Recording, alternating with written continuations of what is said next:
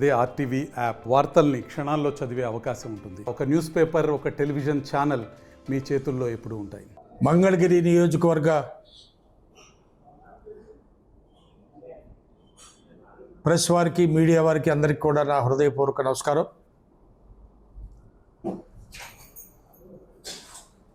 ఇప్పుడు ముఖ్యంగా ఈ ప్రెస్ మీట్ పెట్టడానికి కారణం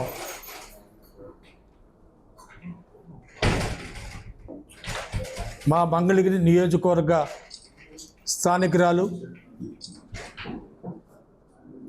social media activist Paleti Krishnaveni arrest గురించి మాట్లాడదలుచుకున్నాను. ఎందుకంటే ఇప్పుడే ఒక అరగంట క్రితం ఆమెని ములాఖత్ పెట్టి ఆమెను కలవడం జరిగింది. ఆమె ఏ విధంగా అరెస్ట్ చేసి తీసుకొచ్చారు, ఎట్లా జరిగిందనే విషయాలన్నీ చెప్తూ కన్నీళ్లు పర్వంతం అయింది ఆమె.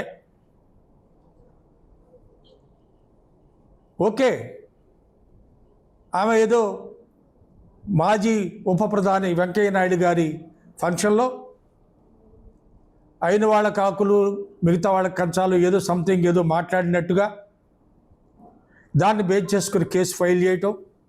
ఆ కేసు కూడా ఇప్పుడు 1 మార్చిలో చేశారు ఇదే సంవత్సరంలో.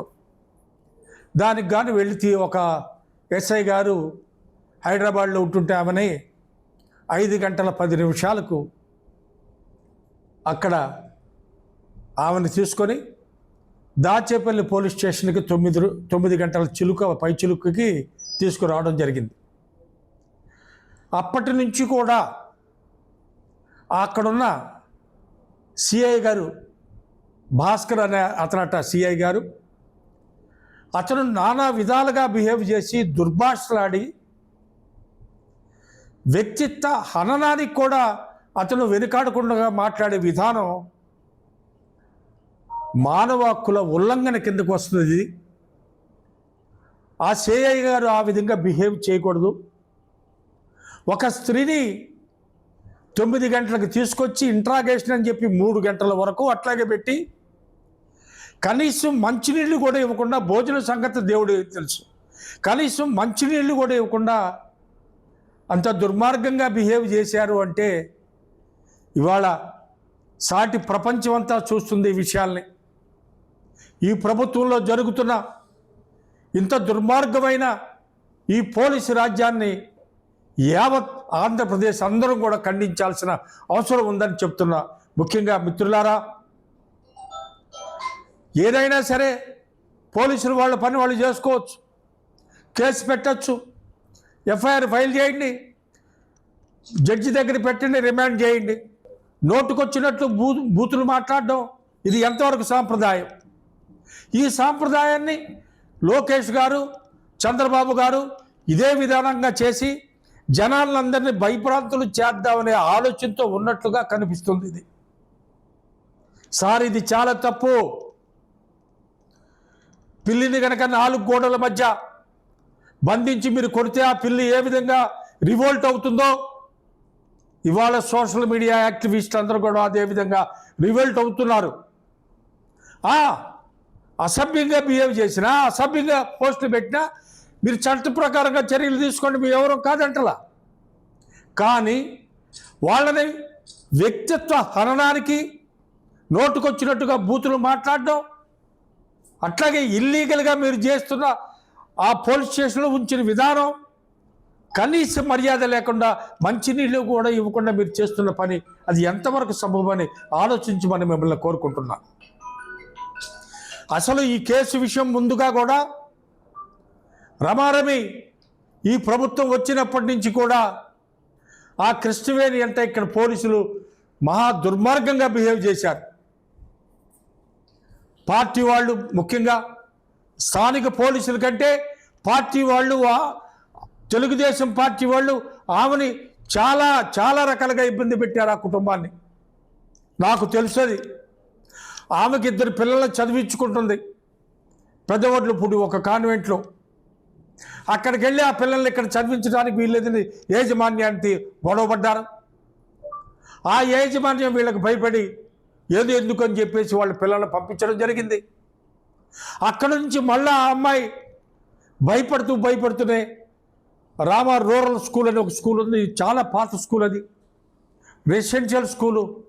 ఆ స్కూల్లో జాయిన్ చేసింది ఆ పిల్లలిద్దరిని. మళ్ళా ఇక్కడికి స్థానిక పార్టీ వాళ్ళను కూడా బెదిరించటం, ఆ స్కూల్ వాళ్ళను కూడా బెదిరించటం, ఆ స్కూల్ వాళ్ళు కూడా భయపడిపోయి మీ పిల్లల్ని తీసుకెళ్ళండి అమ్మా అని వాళ్ళు బ్రతిమలాడటం.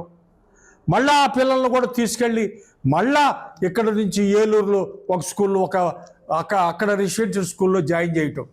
అంటే ఇది ఎంత దుర్మార్గంగా నడుస్తుందండి. ఇది ఎందుకంత కక్ష పట్టింది ఈ తెలుగుదేశం ప్రభుత్వం ఆ అమ్మాయి మీద? నిజంగా ఏమన్నా పొరపాటు జరిగిందా? జరిగితే మీరు చట్ట ప్రకారంగా తీసుకోండి, ఎవరు కాదంటలా. కానీ ఆ పిల్లలు ఏం చేశారు అంటే ఆ అమ్మాయికి ఆ పిల్లలు కలగటం ఆ పిల్లల దురదృష్టమా? ఎంతవరకు మీరు ఈ విధంగా వెంటబడదలుచుకున్నారు? అక్కడికి వెళ్ళారు మళ్ళీ ఏలూరు కూడా. అక్కడ ఏలూరులో కూడా పార్టీ పెద్దలు అక్కడ ఉండటానికి లేదన్నారు.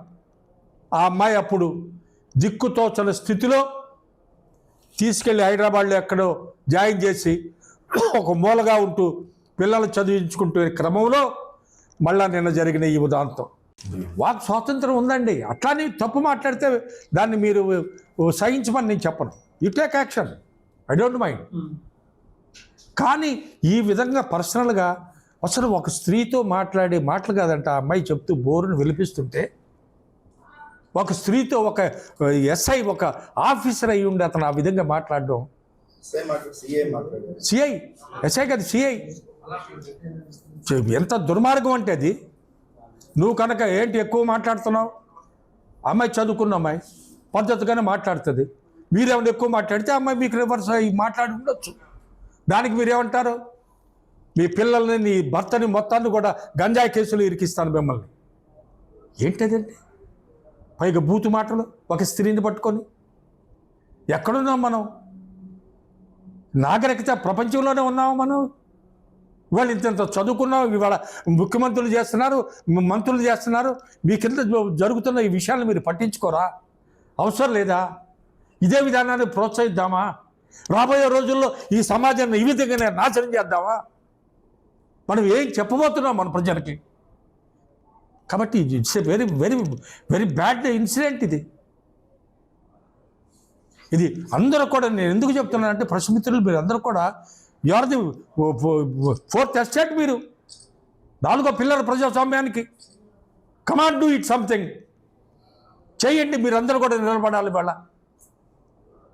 మన తప్పుని ఉపేక్షించి మనం చెప్పట్లా. తప్పుని శిక్షించండి. దానికి కోర్టులు ఉన్నాయి, చట్టాలు ఉన్నాయి, ఆ విధంగా చేయండి. కానీ ఇట్లా దుర్మార్గంగా చేయటం నెక్స్ట్ జరగబోయే వాటికి కూడా ఇది నాంది కాకూడదు కదా. మళ్ళా ఇంతటితో మన సమాప్తం ఈ పొట్టలో ఇది. ఇంకా జనరేషన్ వెళ్ళాలి, ప్రజాస్వామ్యం ఇంకా ముందుకు వెళ్ళాలి, మంచి జరగాలి, మన దేశానికి మన రాష్ట్రానికి అంతా మంచి జరగాలి. తెలుగుదేశం శ్రేణులు కూడా గమనించవలసిందిగా కోరుతున్నా. ఇవాళ ఈ ప్రభుత్వం ఉంటుంది, రేపు ఇంకో ప్రభుత్వం వస్తుంది. రాజకీయాల్లో శత్రుత్వం పెంచుకోవడం మంచిది కాదు. మన మంగళగిరి కాన్స్టిట్యున్సీలో నాకు తెలిసి గత 40 ఏళ్ళ నుంచి ఇలాంటి సంస్కృతి లేదు. కొత్త సంస్కృతిని ప్రవేశపెడుతున్నారు. ఇది పద్ధతి కాదు. రాజకీయంగా ఎవరు పని వాళ్ళు చేసుకుందాం, ఎవరి పద్ధతిలో వాళ్ళు ఉందాం. వ్యక్తుల్ని టార్గెట్ చేసే పద్ధతి మాత్రం మార్చుకోవాలని నేను మనవించి చెబుతున్నా. కానీ పరిస్థితుల్లో రాబోయే రోజుల్లో ఇదే ప్రభుత్వం శాశ్వతం కాదు. మళ్ళా మా ప్రభుత్వం వస్తుంది, డెఫినెట్గా వస్తుంది. వచ్చిన రోజున మేము కూడా అదే విధంగా చేయమని మీరు చెప్తున్నారా? మీ కార్యకర్తలకు అప్పుడు మీరు కార్యకర్తలు ఏమవుతారో ఒకసారి ఆలోచించుకోమని చెప్తున్నా. ఈ రాజకీయ నాయకులకి కోహనా కార్యకర్తలుగా ఉండి వీళ్ళందరూ వాళ్ళ జీవితాలను పాడు చేసుకోవద్దు కూడా మీకు చెప్తున్నా. ఏ పార్టీలో అధికారంలో ఉన్నా వాళ్ళు చెప్పుడు మాటలు విని ఈ కార్యకర్తలు ముందుకెళ్ళి ఎదుటి పార్టీ కార్యకర్తలను హింసించేది, బాధ పెట్టేది, వాళ్ళని ఆర్థిక మూలాల మీద దెబ్బలు తీసే విషయాలను కూడా మానుకోమని నేను చెప్పదలుచుకున్నా. ఎందుకంటే మంగళగిరిలో గత 40 ఏళ్లలో ఇలాంటి సంస్కృతి లేదు, ఇప్పుడే ప్రారంభమైంది. దీన్ని అరికట్టమని ముఖ్యంగా మన స్థానిక ఎమ్మెల్యే గారు మంత్రివర్యులు లోకేష్ గారిని కోరుకుంటున్నా. ఇది మంచి పద్ధతి కాదని తెలియజేస్తున్నా. సెలవు అందరికి. జేఈఈ మెయిన్ 2025 ఫలితాల్లో 300కి 300 మార్కులతో ఓపెన్ కేటగిరీలో 2 ఆల్ ఇండియా ఫస్ట్ ర్యాంకులు సాధించి సెన్సేషనల్ రికార్డు సృష్టించిన శ్రీ చైతన్య తెలుగు రాష్ట్రాల నుండి 300కి 300 మార్కులతో ఓపెన్ కేటగిరీలో ఆల్ ఇండియా ఫస్ట్ ర్యాంక్, 300కి 300 మార్కులతో ఓపెన్ కేటగిరీలో all India first rank, open కేటగిరీలో all India 9th rank, open కేటగిరీలో all India 10th rank Sri చైతన్యవే. ఆల్ ఇండియా ఓపెన్ కేటగిరీలో టాప్ 10లోపు 4 ర్యాంకులు ఒక్క శ్రీ చైతన్యవే.